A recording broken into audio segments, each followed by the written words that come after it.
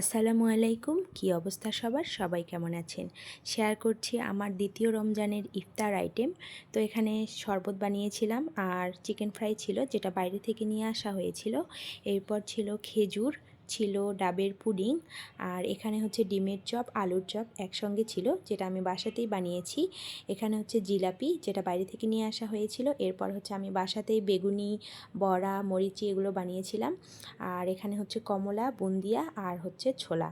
তো এই ছিল আজকের আমার দ্বিতীয় রমজানের ইফতার আইটেম। তো হচ্ছে ইফতারের 10 মিনিট আগে আমি হচ্ছে প্লেটিং সাজিয়ে নিয়েছি। বাসায় আমরা দুইজন, তো দুজনই আলাদা আলাদা প্লেটে আমি সাজিয়ে নিয়েছি। দ্বিতীয় রমজানে আপনার বাসায় কী কী আইটেম করা হয়েছে অবশ্যই কমেন্টে জানাবেন। তো এই যে এখানে আজান দিয়ে দিয়েছে, তো আমি হচ্ছে সর্বপ্রথম আলুর চপটা খেয়েছি, এরপর বেগুনি, একে একে সব কিছু খেয়েছি। আর সবশেষে হচ্ছে এই চিকেন ফ্রাইটা খেয়েছি। এটা হচ্ছে বাসায় যেই সসটা আছে সেটা দিয়ে খেয়েছি, ওরা হচ্ছে আলাদা করে কোনো সস দেয়নি। এরপর এই ডাবের পুডিংটা খেলাম।